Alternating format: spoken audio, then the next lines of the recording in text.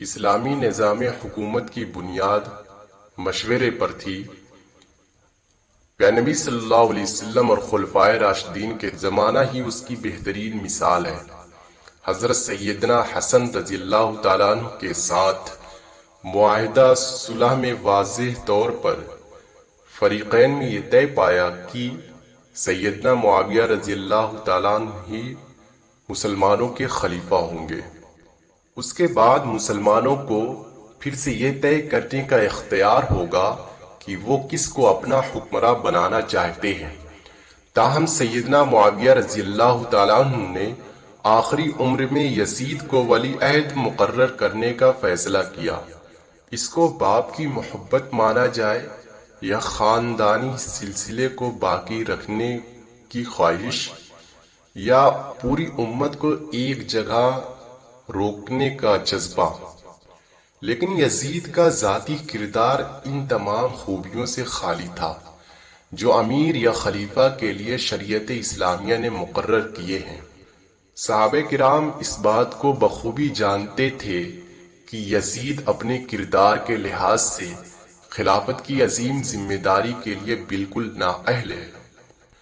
حضرت امیر معاویہ رضی اللہ تعالیٰ عنہ نے یزید کو اپنا ولی عہد بنا دیا، جس پر صحابہ کرام رضی اللہ عنہم نے اختلاف بھی کیا، لیکن انہوں نے اپنا فیصلہ واپس نہ لیا، جو بعد میں مسلمانوں کے لیے انتہائی نقصان دہ ثابت ہوا۔ یہ خلیفۃ المسلمین سیدنا معاویہ کی اجتہادی خطا تھی۔ اب ان کی اس خطا کو دیکھتے ہوئے ہم ان کو صحابیت سے خارج نہیں کہہ سکتے۔ حضرت امیر معاویہ رضی اللہ عنہ کی وفات کے بعد نواسہ رسول صلی اللہ علیہ وسلم حضرت امام حسین رضی اللہ عنہ اور نواسہ ابوبکر عبداللہ بن زبیر رضی اللہ عنہ نے انہی اصولوں کے خاطر یزید کی بیعت قبول کرنے سے انکار کر دیا۔ بیعت پر اصرار۔ یزید نے تخت نشین ہونے کے بعد حاکم مدینہ ولید بن عقبہ کے تعلق سے امام حسین رضی اللہ عنہ سے بیعت طلب کی۔ ولید نے سختی سے کام نہ لیا، لیکن مروان بن الحکم بزور بیعت لینے کے لیے مجبور کر رہا تھا۔ مکہ مکرمہ کی طرف ہجرت۔ چنانچہ امام حسین رضی اللہ عنہ اپنے اہل و عیال کو لے کر مدینہ منورہ سے نکل کر مکہ مکرمہ کی طرف چل دیے اور وہیں جا کر پناہ گزین ہو گئے۔ یزید کو جب ولید کے معاف کرنے کا علم ہوا تو اس نے انہیں مدینہ سے ہٹا دیا۔ اہل کوفہ کی دعوت۔ جب امام حسین رضی اللہ عنہ مکہ پہنچے تو اہل کوفہ نے انہیں سینکڑوں خطوط لکھ کر کوفہ آنے کی دعوت دی تاکہ وہ خلافت اسلامیہ کے قیام کی جد و جہد کا آغاز کر سکیں۔ امام حسین رضی اللہ عنہ نے کوفیوں کے خطوط آنے کے بعد مسلم بن عقیل کو کوفہ روانہ کیا تاکہ وہ اصل صورتحال معلوم کریں۔ امام مسلم رضی اللہ عنہ کوفہ پہنچے تو پہلے ہی دن 12,000 کوفیوں نے آپ کے ہاتھ پر بیعت کر لی۔ کوفہ کے اموی حاکم بشیر نے ان کے ساتھ نرمی سے کام لیا۔ کوفیوں کے جذبات سے متاثر ہو کر مسلم بن عقیل نے امام حسین رضی اللہ عنہ کو کوفہ آنے کو لکھا۔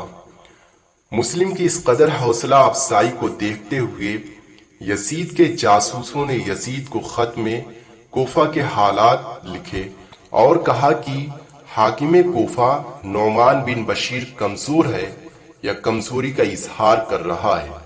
اگر کوفہ چاہتے ہو تو بصرے کے موجودہ حاکم عبید اللہ کو کوفہ کا حاکم بنا دو۔ بس ان حالات کی بنا پر یزید نے فوراً نعمان کو معزول کر دیا اور عبید اللہ بن زیاد کو کوفہ کا حاکم مقرر کر دیا۔ کوفہ پہنچ کر اس نے اعلان کیا کہ جو لوگ مسلم بن عقیل سے وفاداریاں توڑیں گے انہیں امان دی جائے گی۔ اس کے بعد ہر محلے کے رئیس کو بلایا اور اسے اپنے علاقے کے امن و امان کا ذمہ دار قرار دیا۔ مسلم بن عقیل کی جائے پناہ کی تلاش شروع کر دی۔ اس وقت مسلم بن عقیل ایک محب اہل بیت ہانی بن عروہ کے ہاں چلے گئے۔ عبید اللہ بن زیاد نے ہانی کو بلا کر امام مسلم کو پیش کرنے کا حکم دیا اور ہانی نے انکار کر دیا، جس پر انہیں قید میں ڈال کر انہیں مارا پیٹا گیا۔ امام مسلم کی گرفتاری اور شہادت۔ شہر میں افواہ پھیل گئی کہ ہانی قتل ہو گئے۔ یہ خبر سنتے ہی امام مسلم نے 4000 ہم نواؤں کے ساتھ ابن زیاد کے محل کا محاصرہ کر لیا۔ عبید اللہ نے اپنے ساتھ حاضرین سے تقاضا کیا کہ وہ ڈرا دھمکا کر مسلم اور اس کے ساتھیوں کو منتشر کریں۔ شمر کو عبید اللہ کی طرف سے یہ ذمہ داری سونپی گئی۔ اس نے مسلم کو ایک فتنہ گر کہا اور کوفیوں کو شام کی طرف سے لشکر کے آنے کی خبر کے ذریعے ڈرایا۔ یہ ہیلا کارگر ثابت ہوا۔ لوگ مسلم کو چھوڑ کر جانے لگے۔ جب شام ہوئی تو مسلم اکیلے رہ گئے، یہاں تک کہ کوئی گھر سر چھپانے کے لیے بھی نہ تھا۔ مجبوراً مسلم بن عقیل نے ایک بڑھیا کے گھر پناہ لی۔ محمد بن اشعث نے امان دے کر گرفتار کر لیا، لیکن آپ کو جب ابن زیاد کے سامنے پیش کیا گیا تو اس نے امان کے وعدے کو پس پشت ڈالتے ہوئے آپ کے قتل کا حکم دے دیا۔ امام مسلم بن عقیل نے محمد بن اشعث سے کہا کہ میرے قتل کی اطلاع امام حسین رضی اللہ تعالیٰ عنہ تک پہنچا دینا اور انہیں میرا یہ پیغام بھی پہنچا دینا کہ اہل کوفہ پر ہرگز بھروسہ نہ کریں اور جہاں تک پہنچ چکے ہوں وہیں سے واپس چلے جائیں۔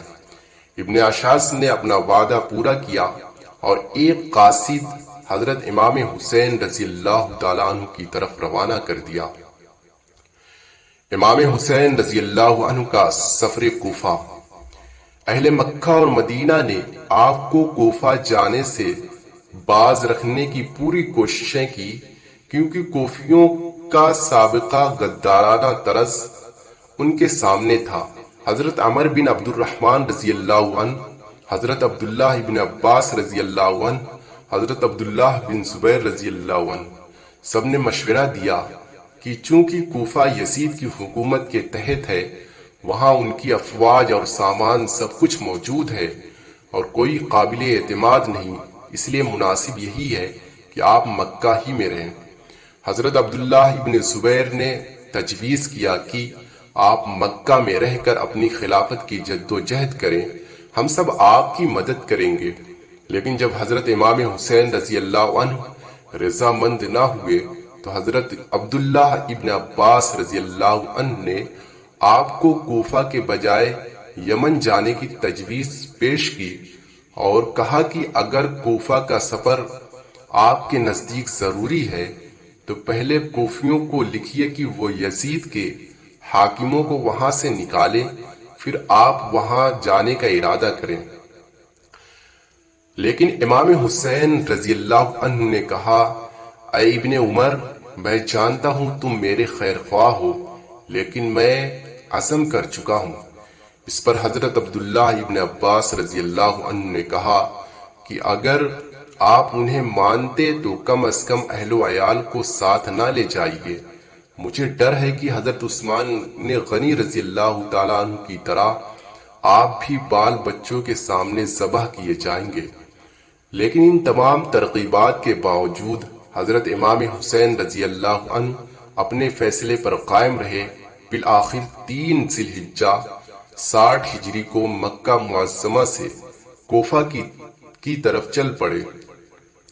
آپ کی روانگی کے بعد آپ کے چچا زاد بھائی حضرت عبداللہ بن جعفر رضی اللہ عنہ نے ایک خط اپنے لڑکوں عون اور محمد کے ہاتھوں روانہ کیا کہ میں آپ کو اللہ تعالیٰ کا واسطہ دیتا ہوں کہ جو ہی میرا خط آپ کو ملے لوٹ آئیے، کیونکہ جس جگہ آپ جا رہے ہیں مجھے ڈر ہے کہ وہاں آپ کی ہلاکت اور آپ کے اہل بیت کی بربادی ہے۔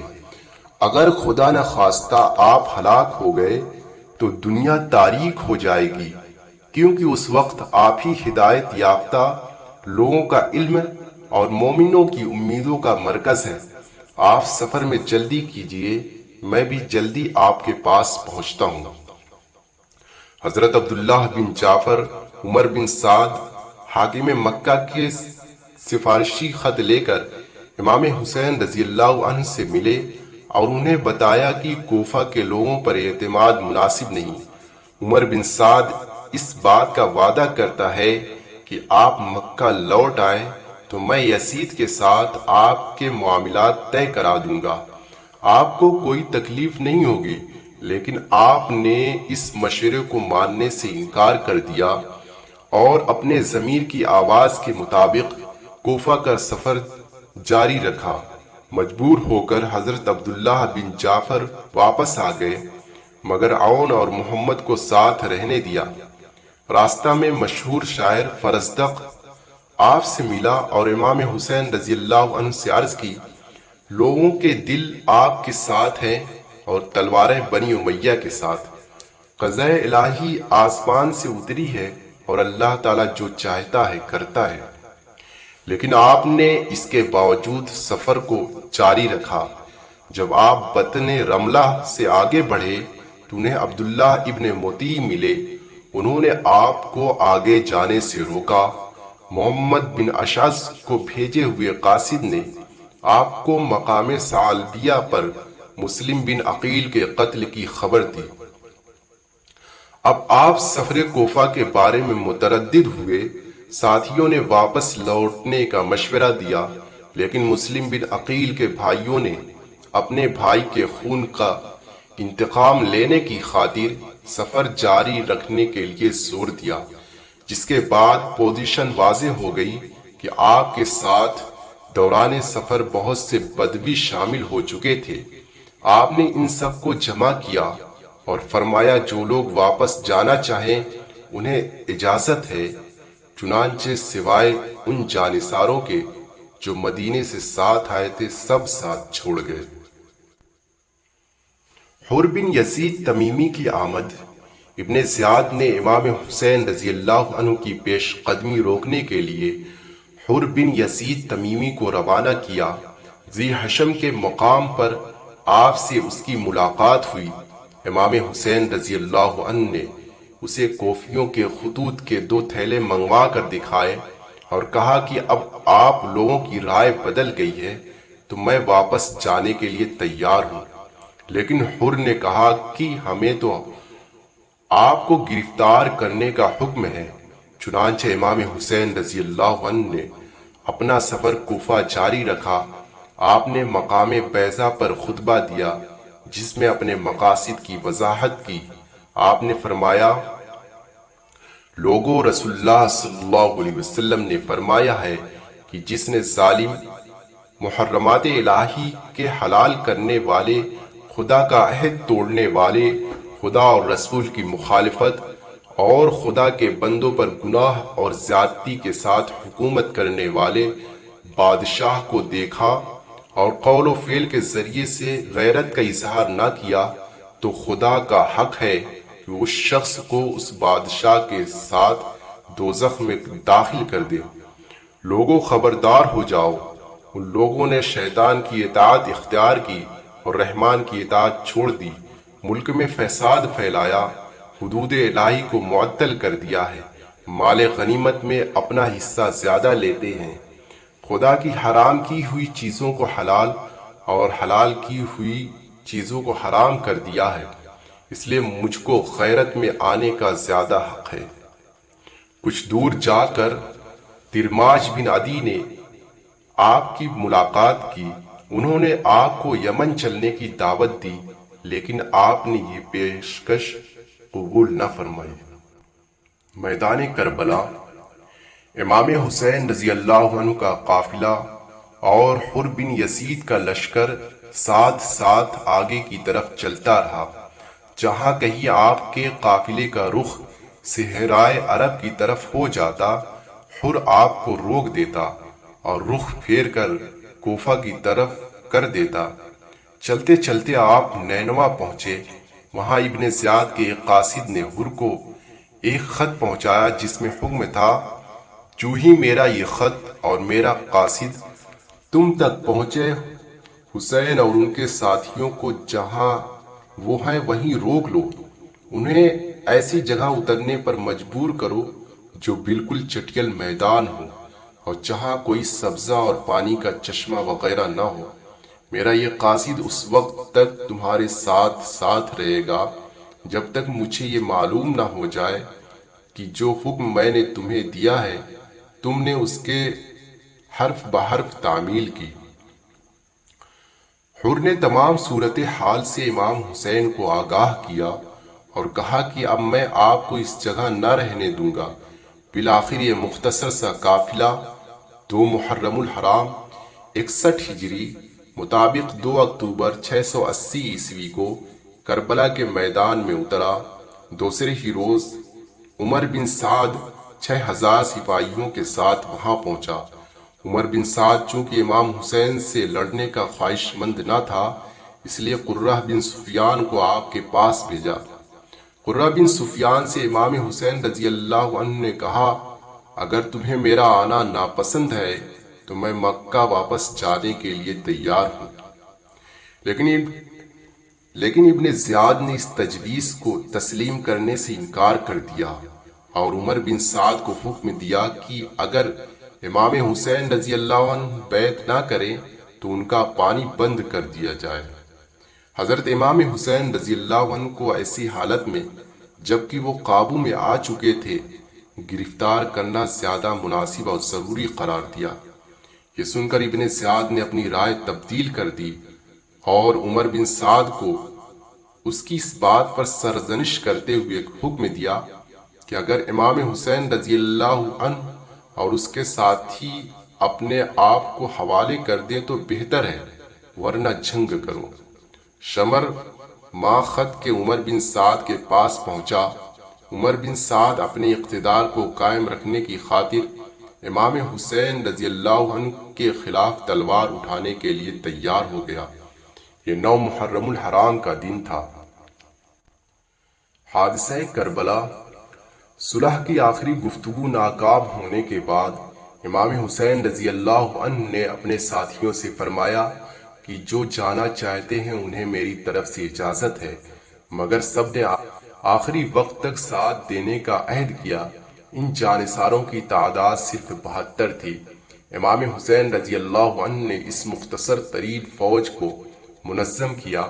میمنہ پہ حضرت زبیر بن قیس رضی اللہ عنہ اور میسرہ پر حضرت حبیب بن مطہر رضی اللہ عنہ کو متعین کر کے علم حضرت عباس رضی اللہ عنہ کو مرحمت فرمایا۔ جنگ کے آغاز سے پہلے اتمام حجت کے لیے دشمنوں کی صفوں کی طرف متوجہ ہوئے۔ انہوں نے ایک تقریر کی، اے لوگو جلدی نہ کرو، پہلے میری بات سن لو، مجھ پر تمہیں سمجھانے کا جو حق ہے اسے پورا کر لینے دو اور میرے آنے کی وجہ بھی سن لو۔ اگر تم میرا عذر قبول کرو گے اور مجھ سے انصاف کرو گے تو تم انتہائی خوشبخت انسان ہوگے، لیکن اگر تم اس کے لیے تیار نہ ہو تو تمہاری مرضی، تم اور تمہارے شریک مل کر میرے خلاف زور لگا لو، مجھ سے جو برتاؤ کرنا چاہتے ہو کر ڈالو۔ اللہ تعالیٰ میرا کارساز ہے اور وہی اپنے نیک بندوں کی مدد کرتا ہے۔ لوگوں تم میرے حسب و نسب پر غور کرو اور دیکھو کہ میں کون ہوں، اپنے گریبانوں میں منہ ڈالو اور اپنے آپ کو ملامت کرو۔ تم خیال کرو کہ تمہیں میرا قتل اور میری توہین زیب دیتی ہے؟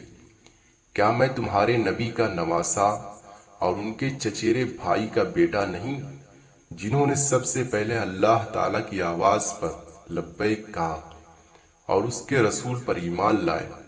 کیا سید الشہداء حضرت امیر حمزہ میرے والد کے چچا نہ تھے؟ کیا حضرت جعفر طیار رضی اللہ عنہ میرے چچا نہ تھے؟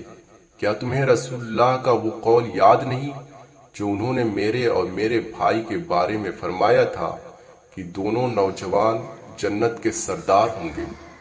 اگر میرا یہ بیان سچا ہے اور ضرور سچا ہے تو بتاؤ کہ تمہیں ننگی تلواروں سے میرا مقابلہ کرنا ہے؟ اگر تم مجھے جھوٹا سمجھتے ہو تو آج بھی تم میں سے وہ لوگ موجود ہیں جنہوں نے میرے متعلق رسول اللہ صلی اللہ علیہ وسلم کی حدیث سنی ہے تم ان سے دریافت کر سکتے ہو۔ تم مجھے بتاؤ کہ کیا آپ کی اس حدیث کی موجودگی میں بھی تم میرا خون بہانے سے باز نہیں رہ سکتے؟ لیکن کوفیوں اور ان کے سرداروں پر کوئی اثر نہ ہوا، صرف حر بن یزید تمیمی پر آپ کی اس تقریر کا اثر ہوا، اور وہ یہ کہتے ہوئے کہ یہ جنت یا دوزخ کے انتخاب کا موقع ہے، میں نے جنت کا انتخاب کر لیا ہے، خواہ مجھے ٹکڑے ٹکڑے کر دیا جائے، جلا دیا جائے۔ حضرت امام حسین رضی اللہ عنہ کے لشکر میں شامل ہوا۔ اس کے بعد شخصی مبارزت یعنی الگ الگ انفرادی طور پر جنگ کا آغاز ہوا، جس میں اہل بیت کا پلہ بھاری رہا۔ یہ دیکھ کر ابن سعد نے عام حملہ کرنے کا حکم دیا۔ اہل بیت نے دشمنی کی فوج کا بڑی قوت سے مقابلہ کیا۔ فدائی ایک ایک کر کے کٹ مرے، لیکن میدان جنگ سے منہ نہ پھیرا۔ دوپہر تک حضرت امام حسین رضی اللہ عنہ کے بیشتر آدمی شہید ہو چکے تھے۔ چنانچہ اب باری حضرت علی اکبر، عبداللہ بن مسلمہ، جعفر طیار کے پوتے علی، عقیل کے فرزند عبد الرحمن، حضرت حسن کے صاحبزادے قاسم اور ابو بکر وغیرہ میدان میں اترے اور شہید ہوئے۔ ان کے بعد امام حسین رضی اللہ عنہ اترے۔ دشمنوں نے ہر طرف سے آپ پر حملہ کیا۔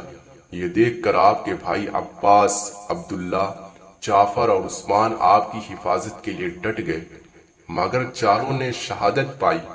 امام حسین رضی اللہ عنہ تنہا میدان میں جمے ہوئے تھے۔ عراقیوں نے آپ کو ہر طرف سے گھیر لیا، مگر شہید کرنے کی کسی کو بھی جرأت نہ ہو رہی تھی، کیونکہ کوئی نہ چاہتا تھا کہ یہ گناہ اس کے سر ہو۔ بالآخر شمر کے اکسانے پر زرعہ بن شریک تمیمی نے یہ بدبختی مول لی اور ہاتھ اور گردن پر تلوار کے وار کیے۔ سنان بن انس نے تیر چلایا اور آپ گر گئے۔